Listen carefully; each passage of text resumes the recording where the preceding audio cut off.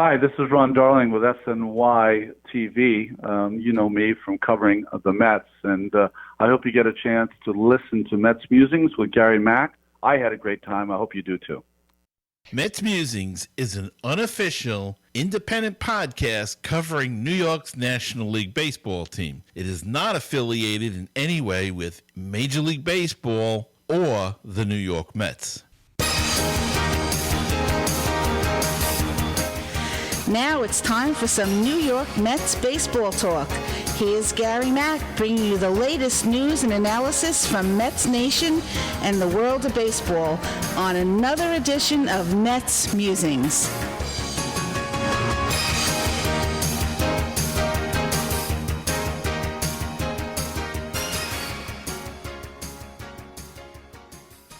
And hello and welcome to another edition of Mets Musings.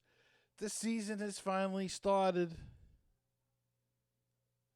And not so good for our Metsies as they start off 1-2, embarrassed by the Philadelphia Phillies. Now, I know some people aren't going to agree with that, but even in the game they won, the Phillies came back and just made the Mets bullpen look bad. We've learned a few things in the short series. And look, I know it's the beginning of the season, so let's not get crazy. But so far we see the bullpen is still a big mess. Big hole there. Defensively, there's still a huge hole there, especially at third and at second now. And you have to wonder, has the league caught up with McNeil and Davis? Are they truly bona fide major leaguers? Or were they flashes? We'll have to wait on that one and see. So far, it looks like the league may have caught up to them. It will be up to them and the Mets organization and coaching staff to make the proper adjustments to what is being adjusted on them. And we shall see. But even offensively, that doesn't help the defense by both. The defense is pretty horrible. Now, the outfield isn't awful. Nimmo has improved. Pilar's a good center fielder. So is the other guy they got. I can't think of his name. Albert Almiretto. That's not it. But he's a good center field as well. So center field's pretty good. Dom Smith looks a little bit better out in left field. Played a couple of nice balls off the wall. Held guys to singles. So, and Conforto's good in right field. So, really, the outfield isn't the problem. Alonso's picked up his game at first. Lindor is Lindor. The holes right now are short and second base, and they're big holes. Not short, I'm sorry. Second and third. News on the left field side of the infield. Second and third are really where the holes are. Davis is not a good fielder. Not a good fielder at all. He's got stone hands over there. Couple of pop flies. He looked, whoa, look what I found. So the Mets may need to address these issues. And the bullpen is just horrid. Trevor May looked terrible. Castro didn't look bad the first night out. Second night out, he got hit all over the ballpark. May got hit all over the ballpark. When they got a strike to hit, he needed a GPS to find home plate. And Familia, well, Familia was familiar.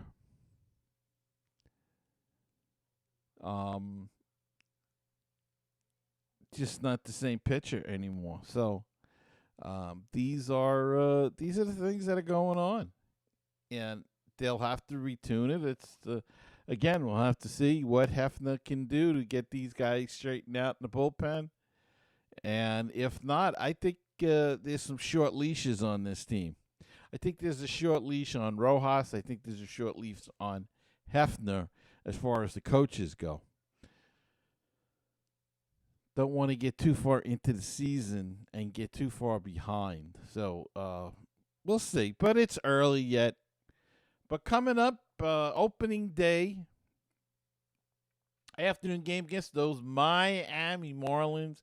And we're going to learn all about the Marlins with my guest this week. And I'll have him on right after this, so stay tuned for that. Baseball and BBQ, your place for interesting baseball talk, opinions, and history. Baseball and BBQ, your place for barbecue recipes, tips, and interviews from the world of barbecue. If you like baseball and if you like barbecue, then tune in to Baseball and BBQ. Find us on iTunes, Stitcher, Google Play, and BaseballTalkRadio.com. Wouldn't it be great if you could get a PhD in life through baseball? Welcome to Baseball PhD, a tour company for your brain. 30 major league teams, 100 places to see. Let's touch them all as we make the road trip of a lifetime.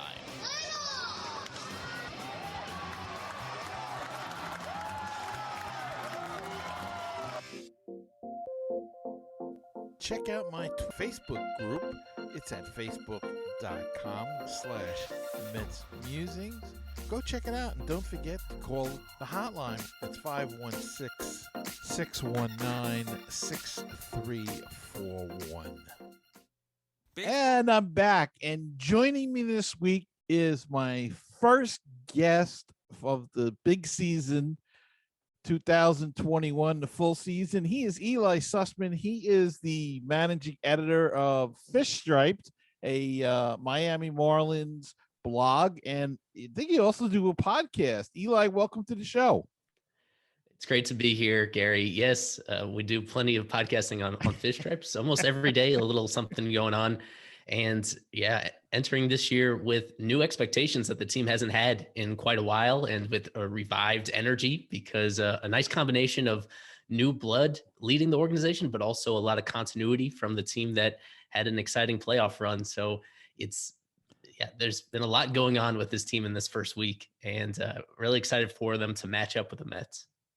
And it's fair to say, I think, that last year the Marlins were really the surprise team of the league, and it's also fair to say that you needed a scorecard to keep up with all the changes, because, boy, they were pulling guys in and out and up and down, and yet they managingly somehow held them all together and got them in gel and got them into the playoffs. And got himself the NL Manager of the Year, very well deserved. I mean, he's someone, frankly, who his job security had been in question even the previous year. I mean, in 2019, they lost 105 games. It looked like they'd taken a step backwards in what was supposed to be a steady rebuild. And the way that he handled that shortened season was incredible, in the midst of being the first team that had to go through that type of outbreak. Of course, we've seen in other sports, and even here in 2021, where we're reminded with the Nationals that this COVID is still a big factor here, that the Marlins were the first ones to really go through that and learn as they went along. Mattingly was someone that was always just so modest about it, how during the rush to replace players after that outbreak, relying on players that he had never met before being inserted into games, players that had to be acquired off the waiver wire, out of free agency, off the couch, just in order to field a team. And the fact that that team actually played at roughly in a league average level is something that almost defies explanation. The way it ended was just even the more satisfying. I mean, for a franchise that had one of the longest playoff droughts in all of pro sports, it had been 17 years since they'd made the playoffs. Wow. So, I mean, simply reaching that milestone, other franchises are worried about competing for championships, and the Marlins hope to be worried about that moving forward. But at least for 2020, just getting into the dance and then even winning that first round against the Cubs, that left everybody really with a feel-good feeling, and honestly brought some people back into the fan base that had been alienated or had gotten frustrated. This was such an easy team to rally around for sure. Yeah, it's a fun team and a young team, and as you said, that winning that first round really did help because a lot of people, I mean, to be honest, a lot of people thought it was a fluke last year, being that it was a 60 game schedule. And uh, now, do you think that had it been a full season, that they could have kept the momentum going, or would would their inexperience have eventually, showed up and hurt their chances? It's all speculation at this point, but just out of curiosity. Well, the short answer is no. It didn't look sustainable to me. Um, they That's really honest. just lined up perfectly for them. Where obviously they got off to that great start coming out of the outbreak, and then they treaded water up until the trade deadline. But the trade deadline was only for them. They were behind schedule due to their postponements. They'd only played about 35 games, not even at that point. And so it's possible for any team to tread water after 30 something games and then fancy themselves buyers. And I was very happy with what they did at that deadline in order to sustain it down the stretch. In a full length season, though, that deadline comes after 80 or 90 games. And honestly, some of the concerns that team had last year are the same ones that are carrying over to this year. And I'm sure we'll get to that shortly, where offensively, they still have so many questions to answer. They did push some of the right buttons by acquiring some key veterans. Jonathan VR was someone that got at a great value. Jesus Aguilar, really those two, and Aguilar especially, that solidified their lineup. Corey Dickerson and Matt Joyce, all these guys had little roles to play last year and did just enough to eke out some close games. But you add it all together, not really a single one of them is a true solid everyday player. And I think as the season went on, even during that dream run that they had, there were some stretches where you really questioned whether or not it was going to fall apart because they just had a tough time putting up crooked numbers. They had great base running. I mean, that was a key last year, and something that won't be fully captured in all the data we have is that they really had built a roster that was very complimentary, and they were able to create extra runs for themselves as a great base running team, very efficient and aggressive. That's going to continue to be a key for them because they play in a very pitcher friendly home ballpark. So from that aspect, it was fun. And there were certain key situations where they did perform better than you would expect. But overall, I would say it was a mediocre group of talent on its own. And they were carried by their starting pitching at the end of it. And that continues to be the one definitive bright spot about this organization is they've done a great job at creating starting pitching depth. Now, you mentioned starting pitching depth, and you have a couple of guys out now. Sanchez, who was a big part of last year, was awesome. Sixto Sanchez, and why is the other guy's name? Eliezer Hernandez just went down a few days ago. Yeah. So they won't be around for the Mets series. How long are those guys going to be out? And is the depth enough to to bridge the gap until they return? Well, for both of them, we don't have a clear timeline yet. The general word coming out so far with Sixto, it's shoulder inflammation, and with Eliezer Hernandez, it's a bicep tendon, also inflammation, bicep tendon. So for both of them, they feel they dodged the bullet, that there's no structural damage, and that both of them could return to throwing relatively soon.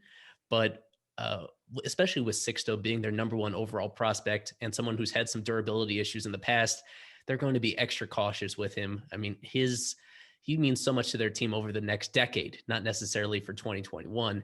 Right. With him, I think you're still looking at several weeks, if not more than a month away.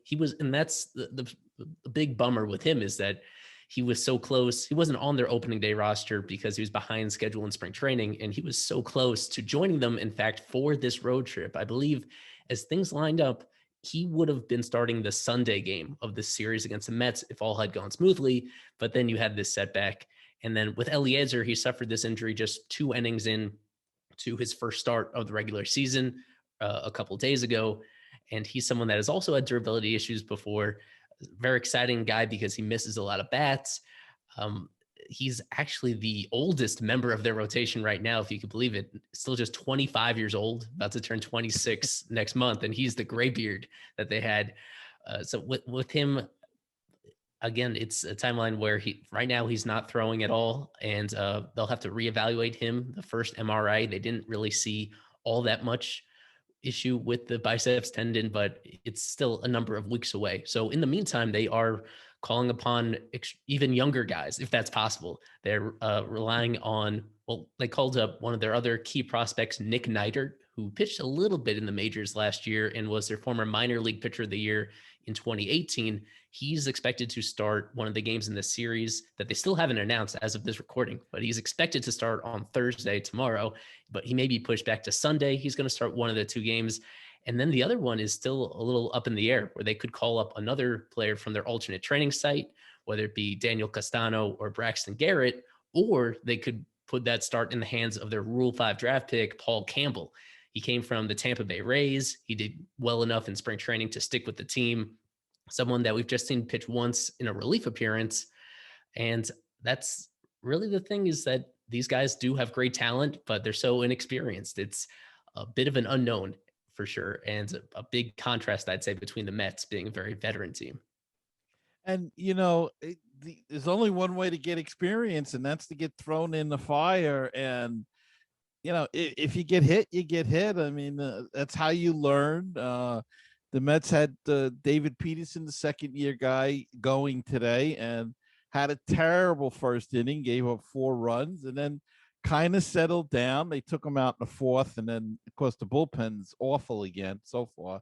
So they blew up. But, you can't teach experience, and to get it on this level, I always used to say, even if you bring a guy up in September and throw him in there, it's better than nothing at all.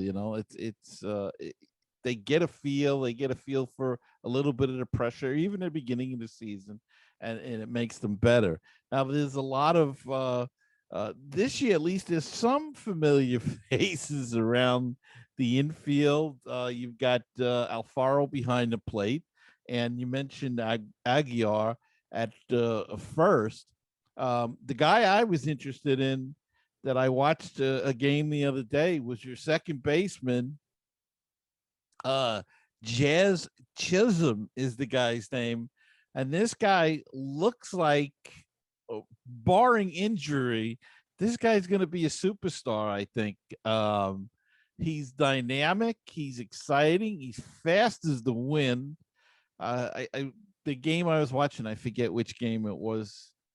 He got on first. I think he got a base hit. He stole second, stole third, and then came home on a wild pitch, I think it was. I'm right. When you get my age, your mind starts to go a little bit.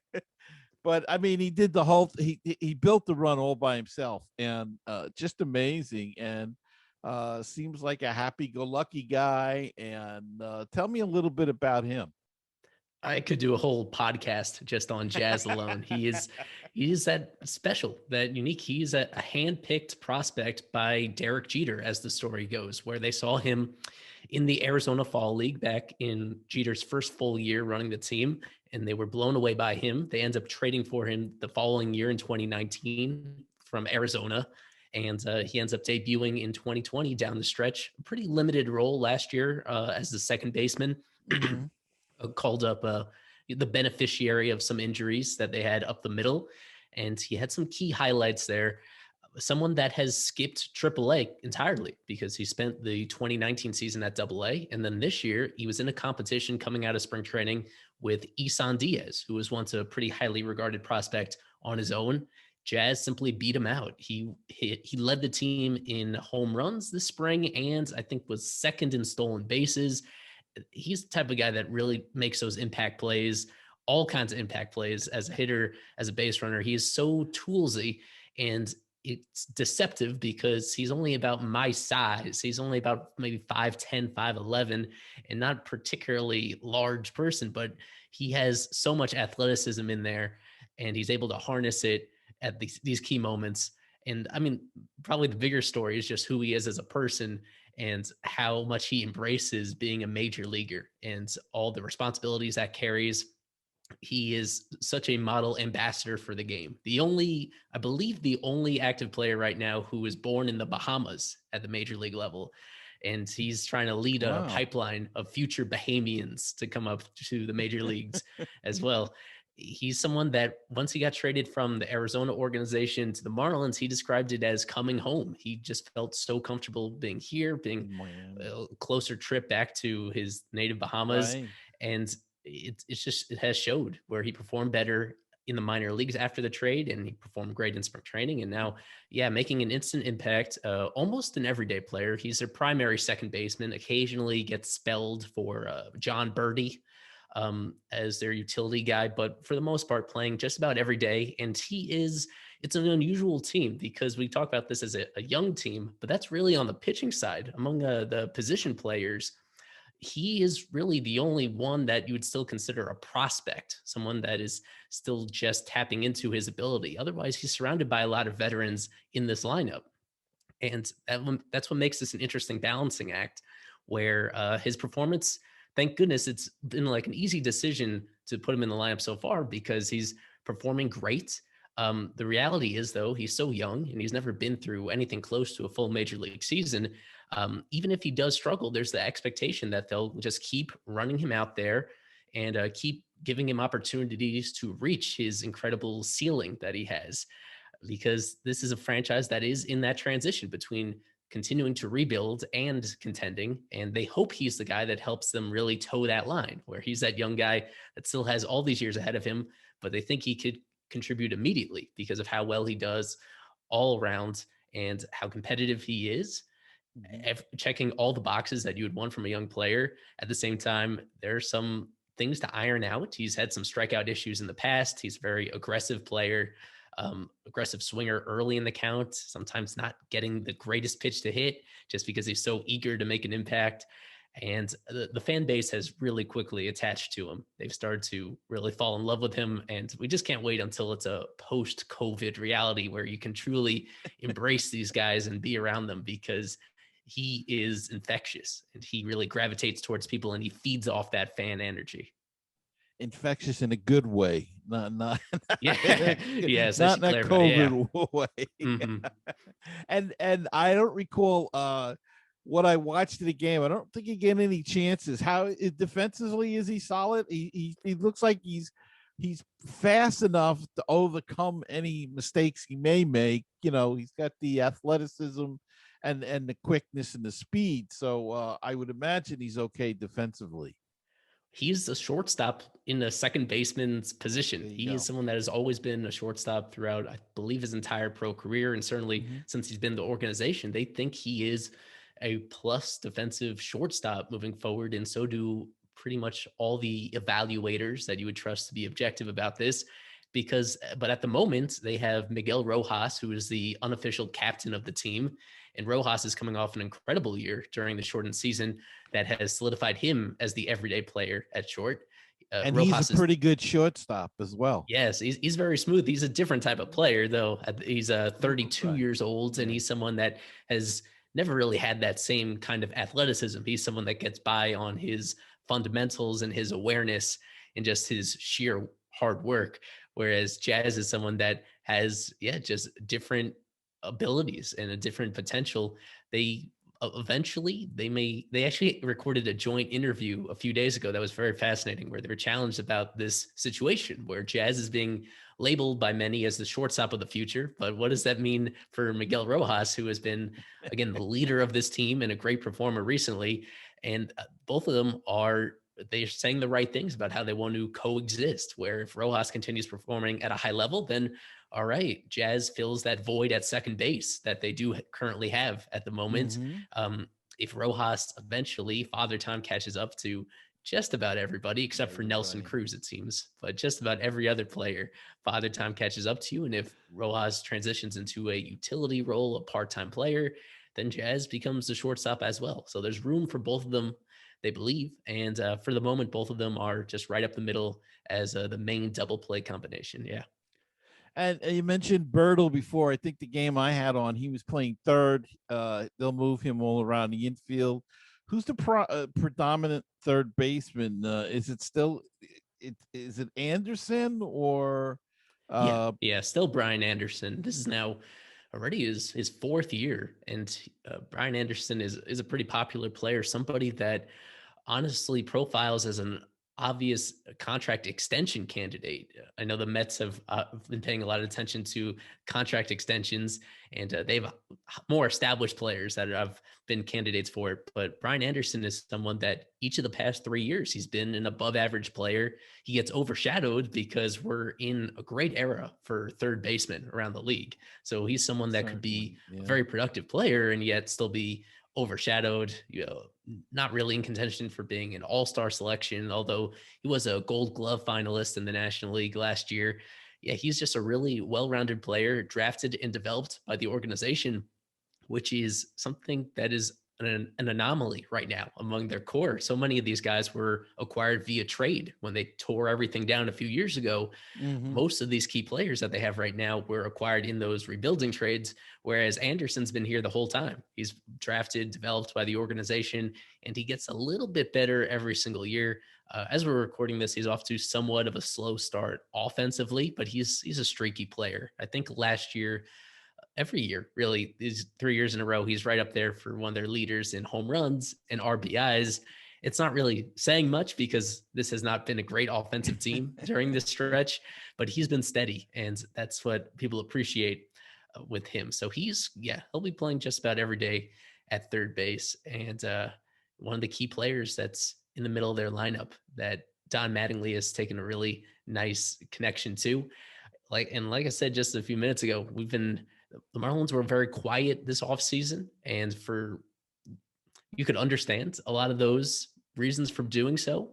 But yet, if they were so confident in these young players that they have in the core of their team, you would think this would be a nice opportunity to lock them up long term before they truly break out, right? And raise their asking prices. And this is a concern that, at least personally, that I would have with Brian Anderson, that this could be his best year yet. And once he puts up that kind of year and gets one step closer to free agency, they may have missed that window as a relatively small market team to sign him long term. So we'll see with him. Yeah, it's a tough thing to figure out sometimes. You don't know how they're going to react once they sign the extension. Sometimes it goes to their heads, sometimes not. But like you said, we'll just have to wait and see. Now the outfield, it's a little bit down the road from the days of Yelich and Stanton. But talk to us a little bit about the outfield. They finally have some stability in the middle, which they've been desperately missing, because I think it's fair to say that the first couple of years after those trades, they were just aimlessly wandering in the wilderness trying to find somebody to fill the void, and they did not have a lot of success those first few years. All sorts of obscure players cycling in and out, JB Shuck and Rafael Ortega, and Curtis Granderson, but at the twilight of his career, unfortunately. All these names that cycled through that weren't productive at this stage of their careers. And so they finally made that investment at the trade deadline last year to acquire Starling Marte, who has quietly had a really great career for himself as a well-rounded player. And he's off to an amazing start this season. He's embedded at the top of their lineup.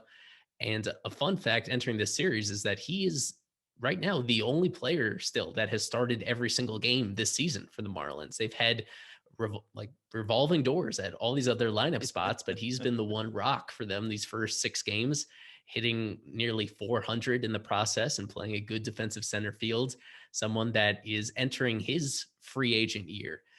So that's been an interesting topic of conversation, where at this moment you can make the case that he is their most valuable all-around player. And yet this might be the only one full season that they have of him before he takes one big crack at the market. Just looking ahead a little bit, the free agent market for center fielders next year, that class, he's almost definitively the best guy that will be available next year if he makes it to free agency.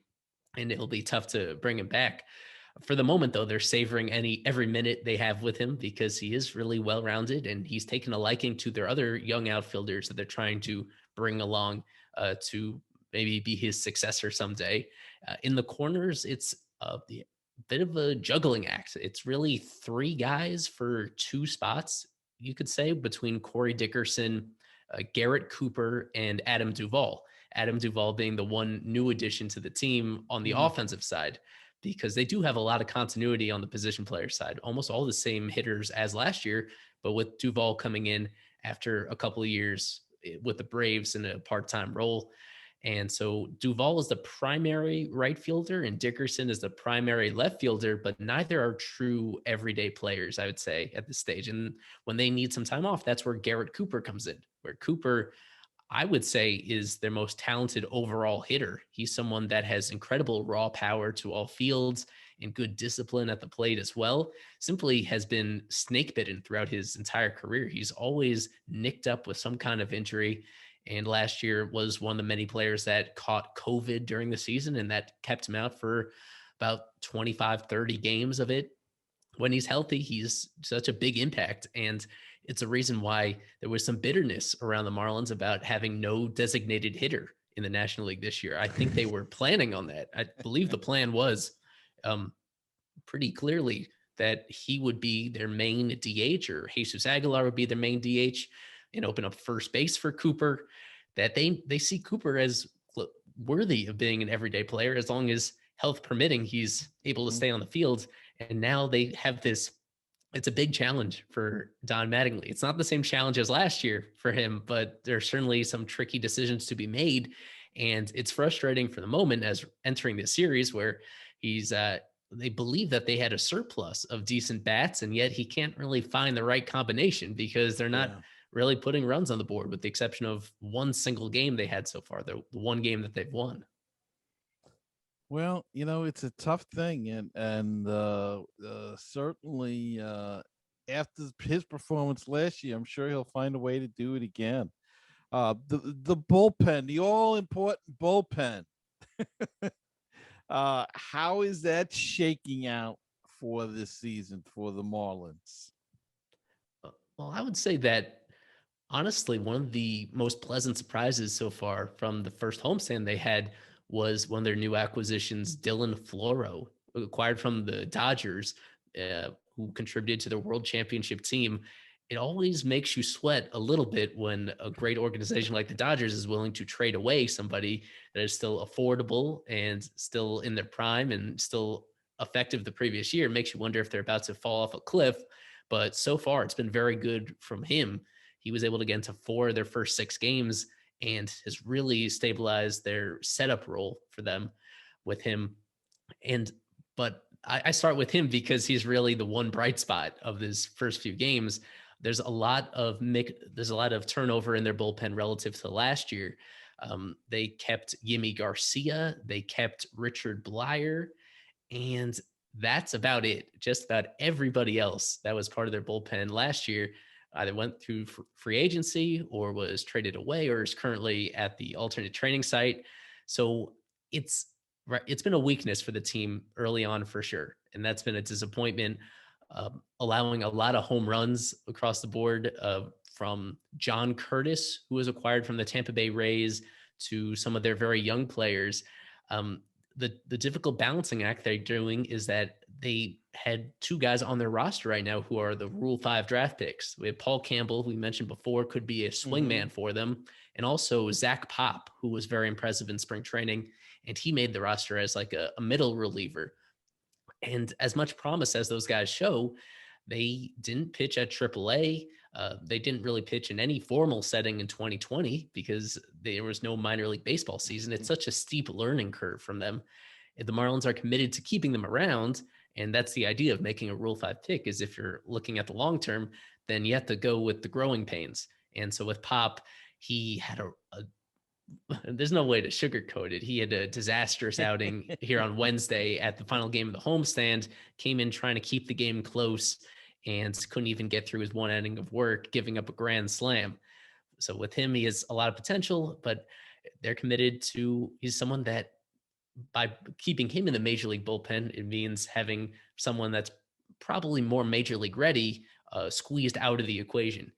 Um, some of the other guys, Adam Simber, the submarine pitcher, he's been hit or miss so far with the Marlins, and definitely gives you a different look than you're accustomed to doing, but simply doesn't miss very many bats.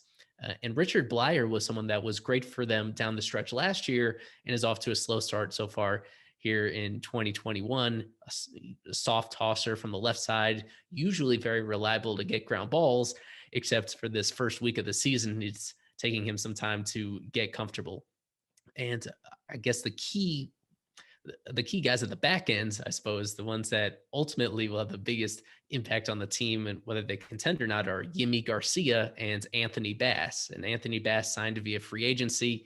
His first save opportunity of the year went pretty terrible as well, entering with a 2-run lead and leaving with a 2-run deficit in a game that they ended up losing. That was very demoralizing, but he's someone that has a little closing experience, and he was able to really take it in stride and bounce back the following day. Someone that, for the time being, they're fully committed to Anthony Bass being the closer. And if anything falters with him, or if he gets hurt, then Yimi Garcia is the next man up. A mixed track record with him through his major league career, coming off a good 2020, but he's like a few of these other pitchers, at least early on in this year, very prone to giving up these long fly balls that can do a lot of damage if they're able to clear the wall. So it's a much different group than last year, and fingers crossed it'll be a better group, but for the jury is still out on that. Bullpens, so, what can I say? I mean, sometimes they gel, sometimes they don't. Sometimes it takes a while for them to gel. So, it's still so early in the season that it's really difficult to tell a lot of things. But it is what it is. It's going to be that throughout the season, and it's up to the manager again to move things around, to try to get guys into the right position. It could be a fun weekend if it's a battle of the bullpens. We could have some high offensive games going on this weekend. So maybe this will give the Marlins a chance to break out of that offensive malaise that they're in and put some runs on the board. But I was trying to look and see if I could find out what if any of the pitching projections were up, but none.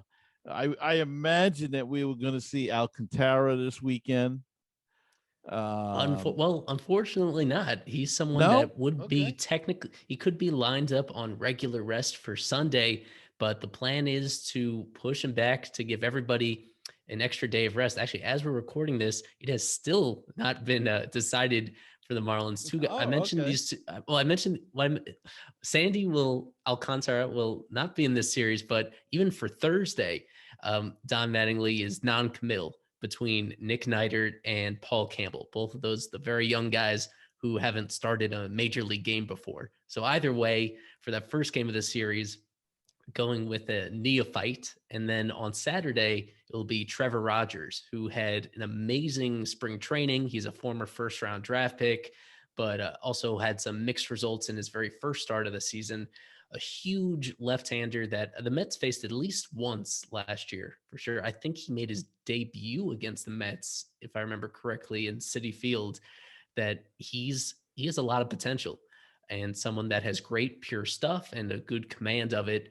We're just waiting to see whether he can put it all together. So he'll be on for Saturday, and then on Sunday it should be whoever of these neophytes doesn't start on Thursday. So between Nick Neidert and Paul Campbell. So in some order, the three starters for the Marlins: Nick Neidert, Trevor Rogers, and Paul Campbell. And I think any way you slice it, the Mets would probably have the advantage in at least two of those games. Yeah, I think Tajon Walker is going tomorrow, and I think Saturday is going to be DeGrom. I think we'll take a little bit of an edge there. Sunday probably will be Stroman. Yeah, a little bit more experience on the Mets than the Marlins, but well, we can hope for a good series. Let's have a good, clean, series. How is Derek Jeter being perceived? There was some when he first took over and started clearing house. There was some bad blood down there. Has the attitude towards Jeter, changed any since they been more successful of late? I would say so, yeah. Yeah, the response from initially to him was understandable. The fact that his group ended up paying more money for the franchise than many were expecting when they saw $1.2 billion for this franchise that had been, let's be honest, pretty dysfunctional for a number of years heading into this, and ones that was notorious for having low attendance and low TV ratings. That the expectation was if they're willing to pay all this money to buy in, then they're surely going to be aggressive in improving the team once they get here. So the initial first step to take a step back before building up was certainly rubbed people the wrong way. And there were some other PR related snafus that he made and some poor etiquette that he showed getting used to the job and getting used to the Miami market, which he didn't really know very much about at all before moving down here. At this point, though, he is, I would say, certainly among the majority, he is popular. I guess any number of reasons you could point to the renovations they've made to the ballpark. Some that I suppose that on a national stage, some of these changes haven't been popular, like the home run sculpture moving from the field to the plaza outside. The new paint job, they toned down the colors of the inside of the venue to take away the green and make it a more neutral color. And most recently, the fish tanks, where they used to have fish behind home plate, actual live fish, that they've been removed now. I would just tell you that among actual Marlins fans, these were kind of viewed as very tacky and inauthentic features, kind of gimmicks that didn't necessarily reflect what the locals actually wanted, and might explain why the locals hadn't really been attending games despite all these like luxuries going on in the place. So I'd say some of those moves were based on fan feedback, doing things that he believes that locals actually prioritize. And I suppose the biggest move that he's made over this past offseason, of course, was to hire Kim Eng as their general manager to break a glass ceiling and bring the first woman general manager into baseball, someone that had interviewed for the same position numerous times with so many organizations and always been turned down, not for any of her own faults, but simply the reality of this male-dominated industry. And he was someone that didn't really fall into those same biases that other people were affected by. He decided that he needed his own person. I mean, that was another decision that at the very first moment when he decided to part ways with Michael Hill had been there a long time and certainly helped them reach the postseason last year. For him to be dismissed as their president of baseball operations coming off a playoff berth was very surprising, but he chose the best possible replacement, any way you look at it, to bring in Kim Eng to this position. So to see him do that, and to this point, they've been doing so much collaboration in this front office where they're not putting too much on her plate, where it's truly, so she's doing her work and seeing what it is the franchise has done to put themselves in a position to be successful. And also, of course, bringing in all of her best practices that have come from working in front offices for decades now, that it seems to be a great fit. And so I certainly tip my cap to Derek Jeter for doing that, because if the Marlins had not hired her, I'm not sure what other team would have taken that step. And it will definitely pay dividends down the road, putting her in charge. The question is how much that translates during the 2021 season. We're, of course, off to a relatively slow start with that. Growing pains, right? Growing pain. They got to get rid of those black uniforms, though. I don't know. I'm sorry. The black jerseys, though, they meld too much together, and it's hard to see what team they even are. And I agree. So this is probably one decision Okay. where people are still looking for some answers here about the uniforms, not just the black jerseys and your concerns about being able to read the names on the jerseys. That's been an issue from the start that really hasn't been addressed now. This now being the third season since they went to the new color scheme, but also that in spring training every year and also during batting practice during the regular season, their warm-up jerseys are this bright blue color that are somewhat similar to what it used to, the teal back in the day when they were the Florida Marlins. And those are extremely popular. I can't even emphasize that enough, how popular the blues are. And yet they wear them in their spring training games. And it's become a running joke that they wear them in spring, and they are always one of the best teams in spring training year after year, including this year. They had the highest winning percentage in spring training, almost always wearing the blue uniforms. And yet during the regular season, they haven't taken that step to do it. And so I've spoken to people in the organization that don't really give me a great answer as to what exactly the holdup is, but they must recognize by now how almost universally popular it is that they do that. So I agree that there is some work to do on the appearances that this team uses, trying to be distinct. You don't want to look like every other nondescript team out there. You want to be unique, and they already have the color scheme to do it. You just hope they embrace it. So there's time to get to that. It's not the highest priority of all things considered, but it's definitely on my mind for sure.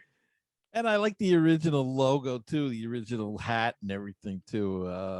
Even when they had the teal hats, and that was really unique, but everybody changes. So black seems to be the big color again. Mets are going to bring back their black jerseys that they wore early in the 2000s and the late 1990s. So they're going to bring them back once in a while. And I guess that's everything's about money now in these alternate jerseys and stuff. So we'll see what happens. Well, Eli, this has been great. I can't thank you enough for taking time out of your schedule to come on tonight. And lots of luck to the Marlins starting Monday after the series is over. It should be good. Let's hope for some good games, and that's all we can ask for as baseball fans. Absolutely. Yes. Not going to get greedy at this time of year. It's just great to have the game back and have these conversations back just a week into the season. You wouldn't believe how many questions I get about the lineup, how many complaints I get about all these big picture changes that people want to make because of a couple losses in a row. Yeah. And it's a great feeling that we have a full length season ahead of us where I've watched so much baseball over this past week, and it's only about 3%, 4% of the whole season. So much of it is still in front of us. And trying to balance between living and dying with every moment and then realizing the big picture and how it all adds up. Very excited to play the Mets, because I think it's pretty clear that the Mets are improved over what we saw last season and the last few seasons, that they're a team that I'm sure we'll be taking the Marlins very seriously every game. And that will make it all the more fulfilling in the rare instances where the Marlins do come out on top. But there's a lot at stake in these games for really every game in this division. It's such a deep division. So yeah, it really has me fired up for this year for sure. And thanks so much for bringing me on. And tell us where folks can read your blog or listen to your podcast. Yeah, well, I'm the one pulling the strings here at Fish Stripes. And so they can find me. You could put the words Fish Stripes. You can find us everywhere where Fish Stripes. The website is fishstripes.com. The Twitter account is @fishstripes. We're on YouTube. We're on Instagram. We do a lot of video and live streaming. And of course, we do a podcast where a couple of times a week, full length podcasting. And then every single day we have these little nuggets, these little brief news bites every morning that are 10 minutes or less, getting caught up on Marlins news. Just search Fish Stripes wherever you get your podcast and you can find me. And it's not just a one-man operation. I probably have a dozen or more contributors along what side that help us do what we do on all these platforms, covering the team. And we've been pretty lucky to cooperate with the team itself to do some credentialed coverage, to attend all these Zoom conferences with the players and with Don Mattingly. Nice. That we just can't get enough. Every Yeah. little thing that goes on with the organization, we want to be on top of it, and we think that we'll put it all together and we have a good time. Well, that's great. And again, I want to thank you for coming on the show, and good luck to the Marlins. And I'll be back right after this. 516-619-6341. That is the comment voicemail hotline if you'd like to be a part of the show, and drop us a line, leave us a comment or a voicemail, question, anything at all. Call that number, 516-619-6341, or go to MetsMusings.com and click on that widget in the middle of the screen, and that's a speak pipe, and you can leave a voicemail right through your computer through your computer's microphone. Or if you prefer to do things the old-fashioned way, send us an email at metsmusings@gmail.com. The Facebook page is facebook.com/groups/MetsMusings. And if you'd like to help out the show, check out our Patreon page. Check out the campaign at patreon.com/MetsMusings.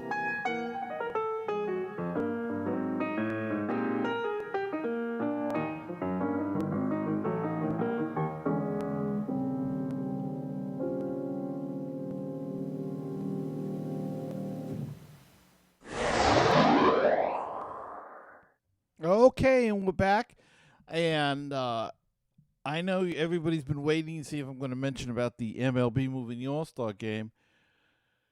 Stupid move by the MLB. Stupid. And that's all I'm going to say. It was a ridiculous move. They obviously didn't read the bill, didn't do their homework.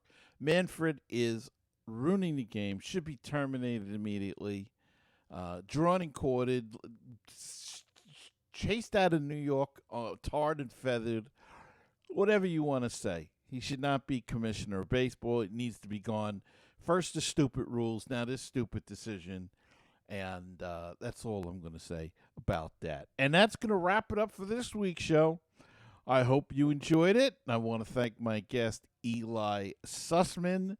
As we look at the schedule, the Mets have 3 with the Marlins. And then the Phillies come into Citi Field for 4 before the Mets travel out to Colorado for a 3-game set next weekend. Following weekend. Not this upcoming weekend, the following weekend. So, as I said, that's going to wrap it up. I want to thank you all for listening and watching. And don't forget to subscribe on Apple Podcasts, Google Play, Castbox, YouTube, wherever you listen or watch the podcast. Please hit that subscribe button.